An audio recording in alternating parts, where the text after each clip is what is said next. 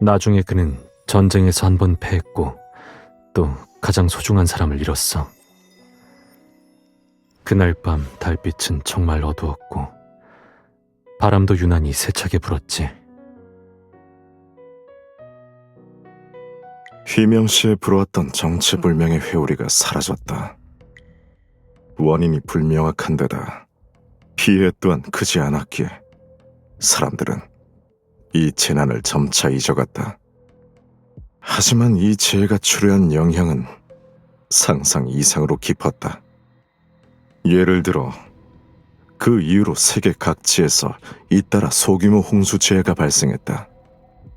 일부 권위자들은 고서를 통해 전 세계가 전례 없는 대홍수를 겪게 될 거라는 예언을 했으며 그 파괴력은 전설 속의 선사시대 대홍수에 못지않을 거라고 말했다.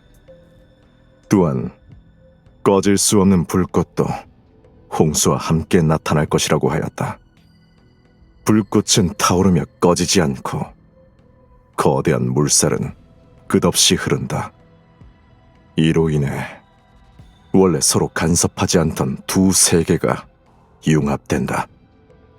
더불어 어떤 이들은 이것이 재난이 아니라 신이 문명을 바로잡는 것이라고 주장하기도 했다. 그러나 이 고서의 출처는 알 수 없으며 진위 여부는 더더욱 증명할 수 없다.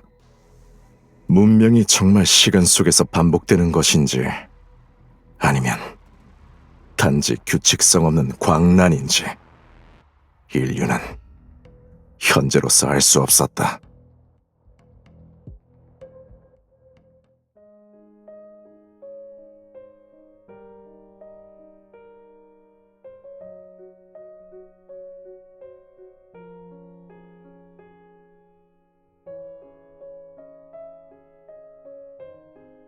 면접 거의 다 끝나가? 조금 있다가 같이 다음 시즌 기획안 한번 확인해 볼래?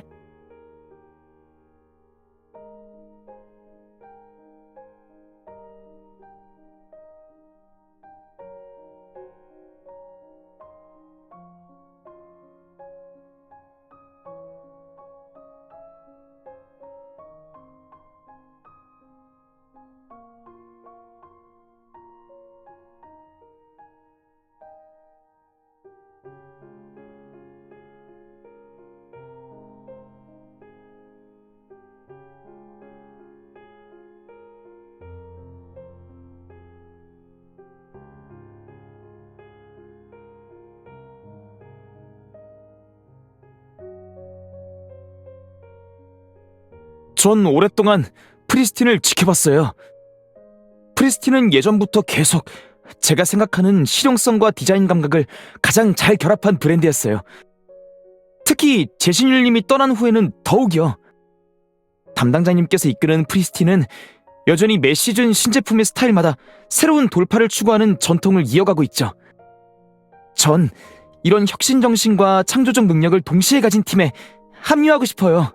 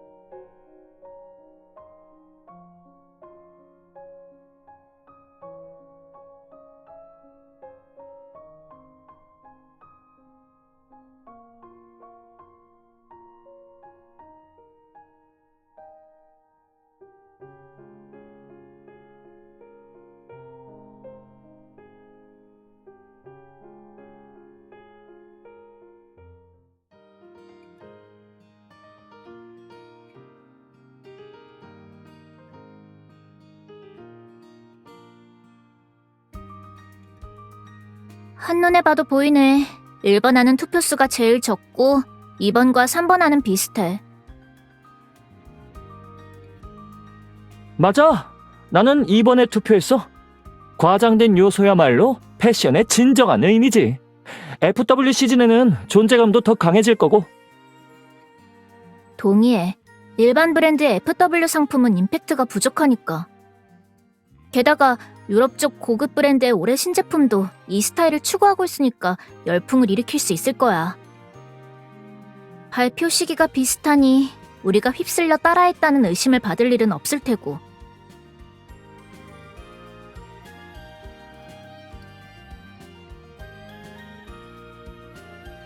맞아.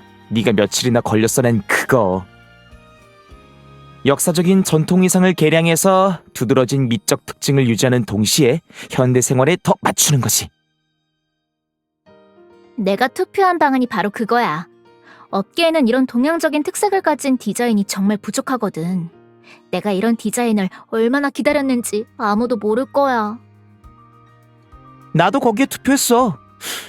근데 지금 생각해보면 실행에 옮기는 건 꽤 어렵겠네. 예를 들어 하늘하늘함 같은 어떤 미적 특징을 강조하려면 그에 맞는 원단이 뒷받침되어야 해. 하지만 실크나 마 같은 건 쉽게 주름지거나 세탁하기가 힘들잖아. 그렇지만 이런 문제들을 해결할 수만 있다면 이게 가장 좋은 방안이 될 거야. 그건 이 문제들이 해결하기 어려우니까 그렇지. 쉽게 해결할 수 있었다면 시장에 하나도 없을 리가 없잖아. 다른 디자이너들도 분명히 생각해 봤을 거야.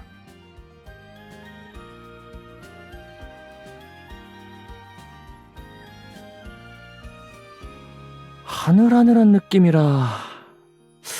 그러고 보니 이런 원단을 본 적이 있는 것 같은데. 생각났다. 너희들 헤르만디가 발표했던 신제품 예고 기억나? 뭐라고 했더라? 완전히 새롭고 독창적인 원단, 가볍고 얇으며 부담 없다고. 어쩌면 우리의 문제를 해결할 수 있을지도 몰라.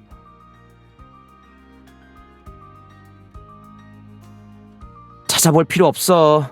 특성이 그뿐만이 아닐 거라고 하더라. 이 새로운 공예로 짠 원단은 재료가 면이든 마든 실크든 상관없이 아무리 세탁한다 해도 주름이 지지 않는데.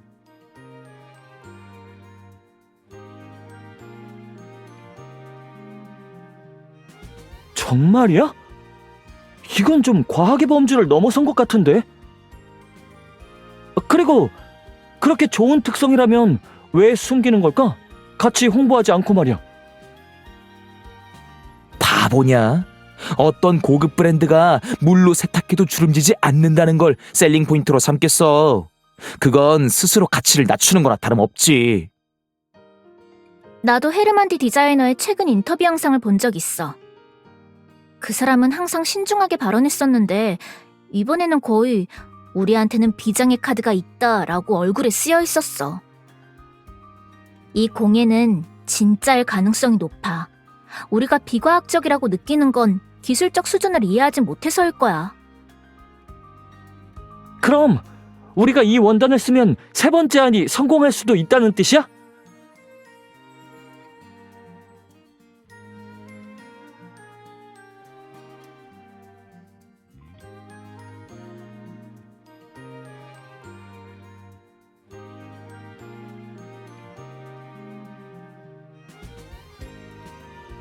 내가 한번 찾아볼게.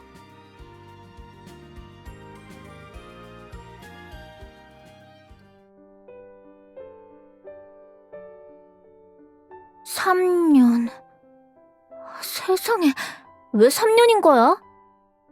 반년이라면 우리가 외부에 공개될 때까지 기다리다가 이 안을 다음 시즌에 사용할 수 있었을 텐데 3년이면 유행은 아마도 한 바퀴 다 돌았을 거야.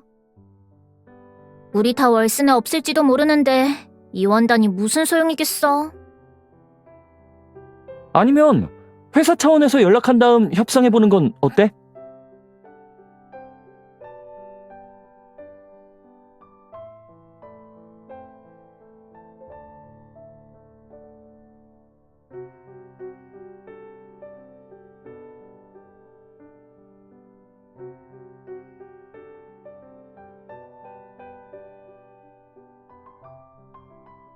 정말 아쉽다. 만약 이걸 만들어낼 수 있다면 분명 시장을 놀라게 할 수 있었을 텐데. 다른 원단은 없을까?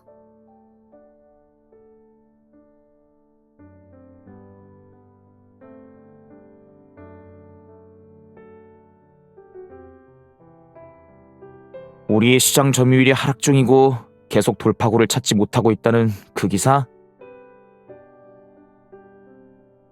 생각이라 그냥 갈팡질팡하고 있지 뭐. 한편으로는 우리가 신율 디렉터님하고는 비교가 안 되는 것도 당연하다는 생각이 들기도 하고. 브랜드 판매량이 하락하는 것도 자연의 법칙이나 다름없지. 항상 정점을 유지할 수 있는 브랜드가 어디 있겠어. 하지만 또 한편으로는 영 마음에 걸리는 거야. 분명히 더 독특하고 더 좋은 결과물을 만들어낼 수 있는데 왜 컴포트존 안에서만 맴돌아야 하지? 하고 말이야.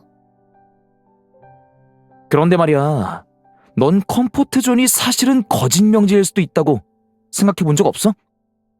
무언가가 두렵다면 그걸 직면하고 이겨내야 한다고 많은 사람들이 말하는 것처럼 말이야. 하지만 왜 피하는 걸 택하면 안 되는 걸까? 분명 어려움에 맞설 준비가 되어 있지 않은데 꼭 스스로를 몰아붙여야 할 이유는 없잖아. 본질적으로 극복할 수 없는 어떤 것들이 존재하기 마련이니까.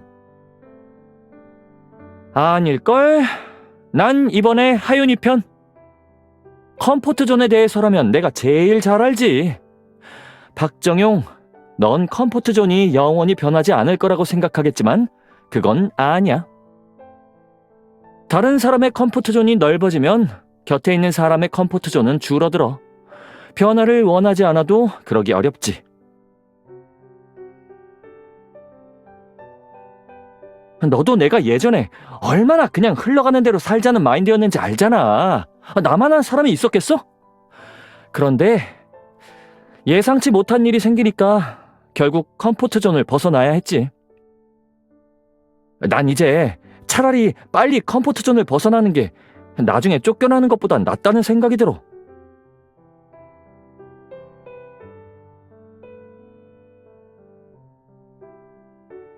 우리 팀 최고 미남, 너한테 설득당한 건 처음이네. 맞는 말이야. 우린 아직 젊은데 왜 늘 보수적인 방식으로만 나가야 해? 어려움이 있으면 해결하면 되지. 어려움이 없는 그 다음 단계야말로 더 힘들어질 거야. 내가 스케줄을 한번 확인했는데 원단을 찾는 데 쓸 수 있는 시간이 아직 일주일 정도 남았어. 아니면 신율 디렉터님한테 한번 물어볼래?